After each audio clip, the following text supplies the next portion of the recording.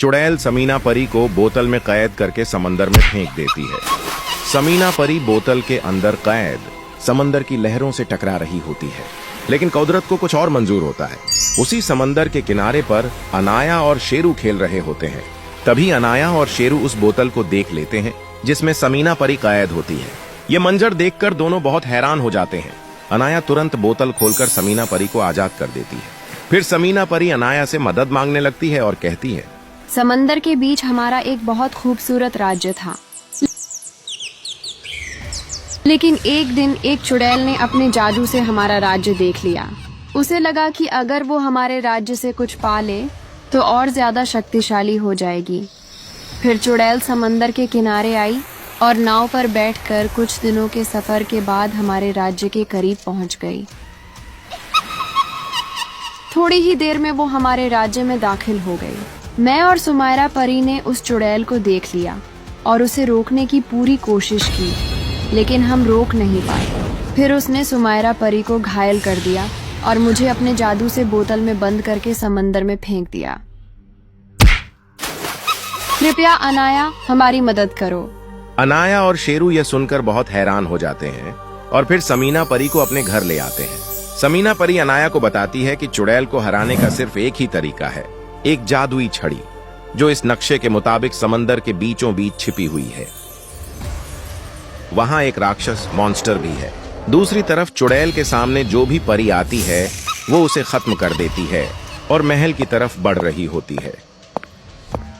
अंदर जाते ही चुड़ैल रानी परी से कहती है, मुझे जादुई लॉकेट दो वरना मैं सब परियों को भस्म कर दूंगी। रानी परी लॉकेट नहीं देती तो चुड़ैल महल में सब परियों को अपने जादू से मार देती है। रानी परी लॉकेट को बचाने के लिए महल से तुरंत निकल जाती है और छत पर जाकर महल से छलांग लगा देती है। नीचे जोर से गिरती है। फिर किरण और इरम परी उसके पास आती हैं और उसे पकड़कर एक छोटे से घर ले जाती है। वहां एक बुजुर्ग औरत रानी परी की मरहम पट्टी करती है। फिर रानी परी जादुई लॉकेट निकालकर किरण परी को देती है और कहती है, तुम ये लॉकेट अनाया तक पहुंचाओ, वो और कोई नहीं मेरी बेटी है। किरण परी यह सुनकर हैरान हो जाती है और कहती है, नी परी, मैं हर हाल में ये लॉकेट अनाया तक पहुंचाऊंगी। फिर लॉकेट लेकर किरण परी निकल पड़ती है। समंदर के किनारे पहुंचकर वो अपनी दोस्त डॉल्फिन को बुलाती है और उसे लॉकेट दे देती है। डॉल्फिन समझ जाती है और तुरंत लॉकेट लेकर अनाया की तरफ तैरने लगती है। दूसरी तरफ अनाया वो नक्शा लेकर जादुई छड़ी पाने के लिए निकल पड़ती है। कुछ देर बाद वो समंदर के किनारे पहुंच जाती है। तभी समंदर से डॉल्फिन बाहर आती है और अनाया को लॉकेट देकर सब कुछ बता देती है। अनाया उस लॉकेट से समंदर में जाने का रास्ता बनाती है। लॉकेट पहनकर वो और भी ज्यादा शक्तिशाली हो जाती है। फिर अनाया और शेरू दोनों समंदर के अंदर जाकर एक नई दुनिया देखकर हैरान रह जाते हैं। वहां उन्हें एक एक परी मिलती है जो बताती है कि अगर तुम्हें जादुई छड़ी चाहिए तो तुम्हें एक राक्षस से लड़ना होगा। अनाया और शेरू दोनों आगे बढ़ते हैं और उस जगह पहुंचते हैं जहां एक बड़ा राक्षस छड़ी वाले बॉक्स के पास बैठा होता है। राक्षस अनाया को देखते ही बॉक्स छुपा देता है और उस पर हमला करता है, लेकिन अनाया जादुई लॉकेट से उस पर हमला करती है। राक्षस बॉक्स लेकर भागता है, लेकिन अनाया अपने जादू से उसे हरा देती है।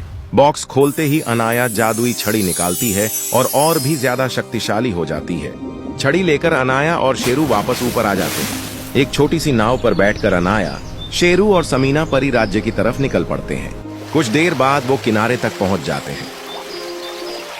रास्ते में उन्हें कुछ परियां जंगल में कैद दिखती हैं, जिन्हें अनाया जादू से आजाद कर देती है।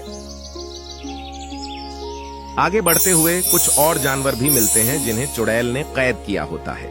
अनाया सबको आजाद कर देती है। फिर अनाया उस घर तक पहुंचती है जहां रानी परी होती है। अंदर जाते ही रानी परी अनाया को देखकर बहुत खुश होती है और उसे जोर से गले लगा लेती है। दूसरी तरफ चुड़ैल काले जादू से परियां बनाती है और उन्हें लॉकेट ढूंढने भेज देती है। वो परियां लोगों के घर जला रही होती हैं, सब कुछ तबाह कर रही होती है।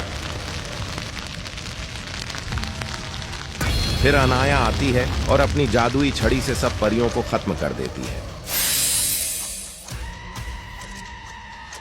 फिर जादू से सब घर पहले जैसे कर देती है।